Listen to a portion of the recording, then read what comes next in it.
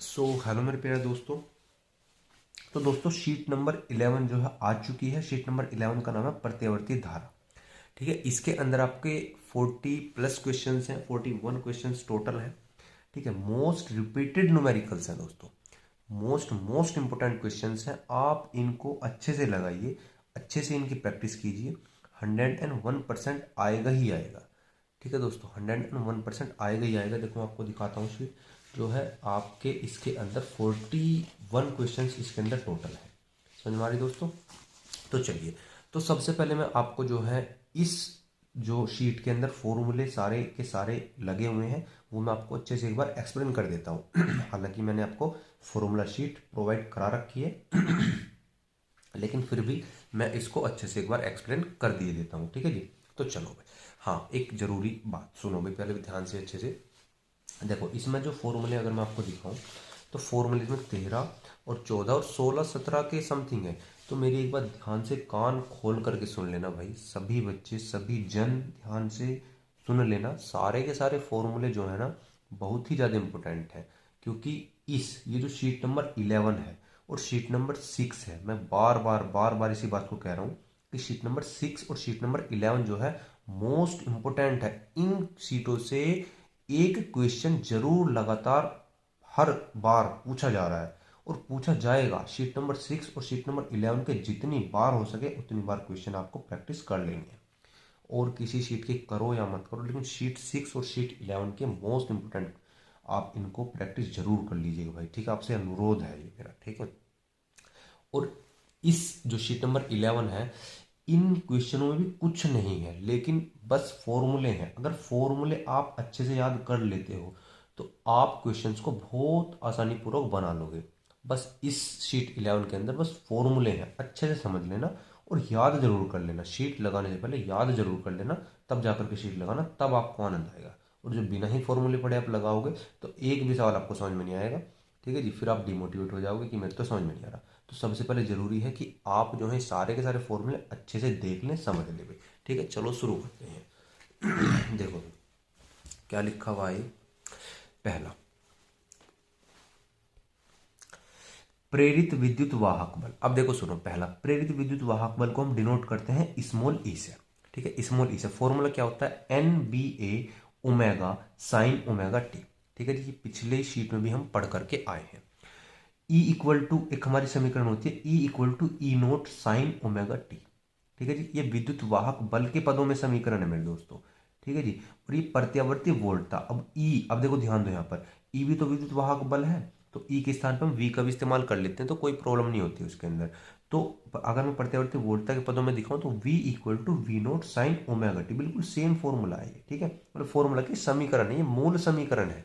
सवाल के अंदर तुम्हें इस तरीके की समीकरण में दी होगी और उस समीकरण की हमें तुलना इस समीकरण से करनी होगी। वहां से हम वी नोट की वैल्यू निकाल सकते हैं और ओमेगा की वैल्यू वहां से हम फाइंड कर सकते हैं। ठीक है भाई, प्रत्यावर्ती धारा I equal to I naught sine omega T.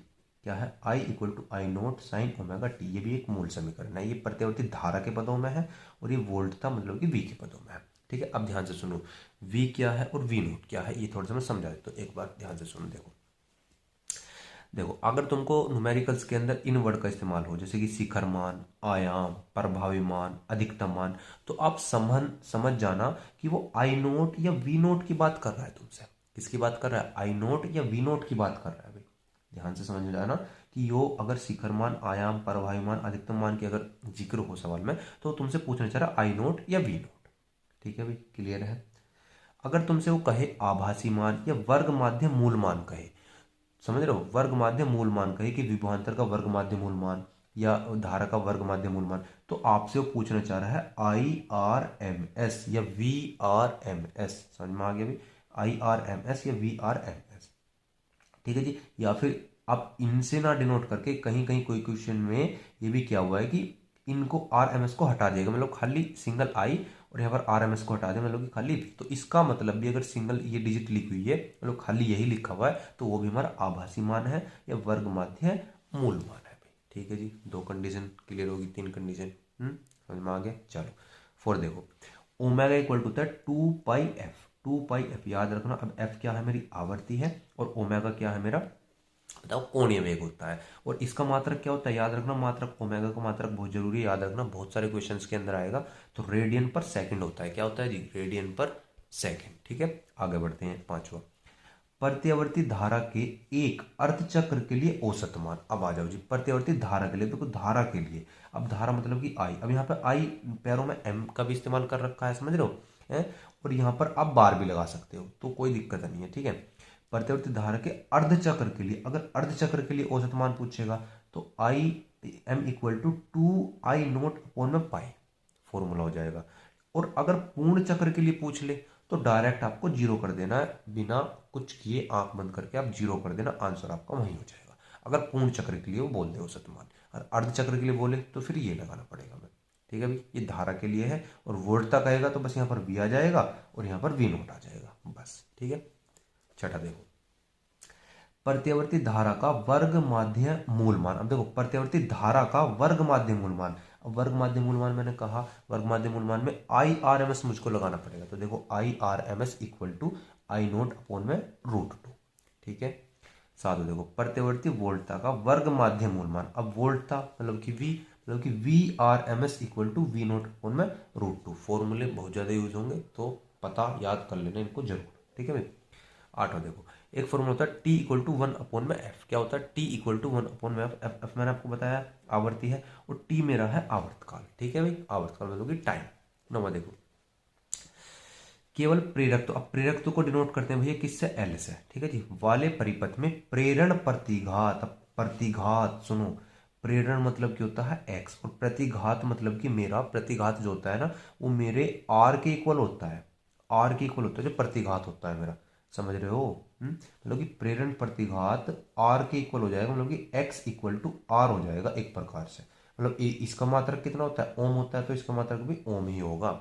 जैसे मेरा फॉर्मूला होता है ना आर इक्वल टू वी आई, समझ रहे हो? तो आर मतलब इसके स्थान पर तो रखेंगे प्रतिघात, प्रेरण प्रतिघात मतलब कि एक्स एल। अब देखो एल क्यों रखा, क्योंकि प्रेरकत्व के लिए निकालने हैं हम इसको, प्रेरकत्व के लिए निकालने हैं। और V मतलब कि वोल्ट मतलब कि वी एल रखेंगे क्योंकि प्रेरकत्व के निकालने हैं, और अपॉन में आई, और आई का आई ऐसी का ऐसी, तो ये प्रेरण प्रतिघात का फॉर्मूला है। ठीक है जी, आगे देखो, एक फॉर्मूला प्रेरण प्रतिघात का होता है X L equal to omega L. जैसे पदों में वैल्यू दे रखी है वही हम पुट करेंगे। अब ओमेगा की वैल्यू भैया मैंने ऊपर अभी बताया आपको 2πf होती है, तो यहाँ पर हम रख सकते हैं 2πf और जी एल। समझ में आ गया? तो प्रेरकत्व के लिए था। चलो जी, अब थोड़ा आगे में एक बार बताता हूँ आपको। आ जाओ जी 10वें वाले नंबर पर, केवल धारिता वाले परिपथ में। अब धारिता क्या होती है मेरी, सी होती है। धारिता क्या होती है, सी। अब की बार एक्स, वहां पे हमने प्रेरकत्व वाले में क्या किया था, मतलब कि एक्स के पैरों में एल लगा दिया था, बस अब की बार एक्स के पैरों में सी लगा दो, क्योंकि धारिता के वाले परिपथ में निकाल रहे हैं। तो X C equal to V C upon में क्या हो जाएगा, आई हो जाएगा। ठीक है, समझ में आ गया? धारितीय, ये धारितीय प्रतिघात हो जाएगा। क्या हो जाएगा, धारितीय प्रतिघात। वो क्या था, प्रेरकत्व प्रतिघात, याद रखना। अब एक्स सी इक्वल टू एक फॉर्मूला, जैसे भाई एक्स एल अभी पीछे निकाला है ना, ओमेगा एल था, याद रखना प्रेरकत्व में तो X L equal to omega L होगा, लेकिन अगर धारिता की बात होगी तो X C equal to 1 upon में ओमेगा सी होगा। आपने डेरिवेशन में भी किया है ये काम, ठीक है, याद रखना। तो ओमेगा एक्स सी मतलब धारितीय प्रतिघात इक्वल टू 1 अपॉन में ओमेगा सी। अब ओमेगा की वैल्यू क्या होती है, 2πf और जी सी। ठीक है अभी क्लियर है? आगे बढ़ते हैं। 11, एल आर परिपथ में परिणामी वोल्टता। अब ध्यान दो, एल आर परिपथ, अब देखो अलग अलग परिपथ में अलग अलग वोल्टता हम निकालेंगे। यहाँ पर अगर तुमसे कहेगा एल आर परिपथ में वोल्टता, तो फॉर्मूला रखा जाएगा V equal to V R square plus में वी एल स्क्वायर। अब देखो एल आर, एल ये रहा वी के पैरों पर और आर ये रहा वी के पैरों पर, क्यों, क्योंकि एल आर परिपथ है। प्रतिबाधा, अब देखो प्रतिबाधा मतलब प्रतिबाधा जो होती है मेरे दोस्त, प्रतिबाधा को हम डिनोट करते हैं जेड से। किससे डिनोट करते हैं भाई, जेड से। और इसका भी जो मात्रक होता है, ये भी मात्रक क्या होता है, ओम। समझ में आ गया भाई, ये भी क्या होता है, ओम। तो परिपथ की प्रतिबाधा हो जाएगी Z equal to R square plus X L का स्क्वायर। अब एक्स एल क्या है मेरे दोस्त, बताओ, अभी पीछे हम निकाल करके आए ना, क्या प्रेरकत्व प्रतिघात, प्रेरण प्रतिघात। अब एक्स एल इक्वल टू क्या फॉर्मूला था मेरा, बताओ, वी एल अपॉन में आई था एक फॉर्मूला, और एक था मेरा ओमेगा एल। याद करो, अभी भी पीछे बताया है ना, देखो ये रहा ना, अभी बताया ना, ये रहा।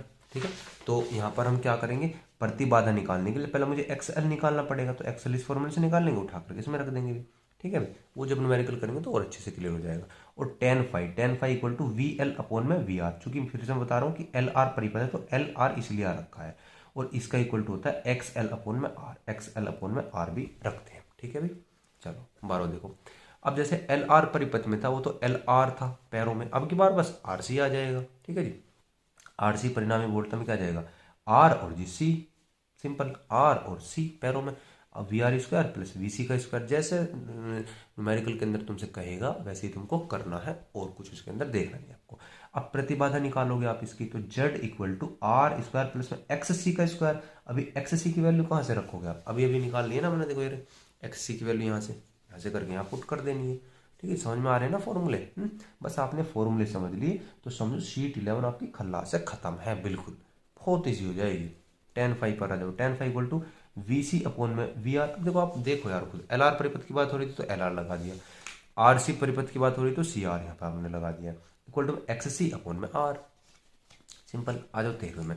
अब एल सी परिपथ, ये ध्यान रखना भाई, एल सी परिपथ में जब भी बात होती है परिणामी वोल्टता की, जब भी कभी भी बात होगी परिणामी वोल्टता की एल सी परिपथ में, तो याद रखना वी एल, और ये देखो ये वाला निशान आप देख रहे हो ना, इसका मतलब बताऊंगा वी एल और ये आपको वी सी, मतलब इसका अर्थ ये तो है जिसका भी मान बड़ा हो उसमें से आपको घटाना है, हमें माइनस में वैल्यू नहीं लेनी है, इसलिए लहराता हुआ निशान से बना देते हैं।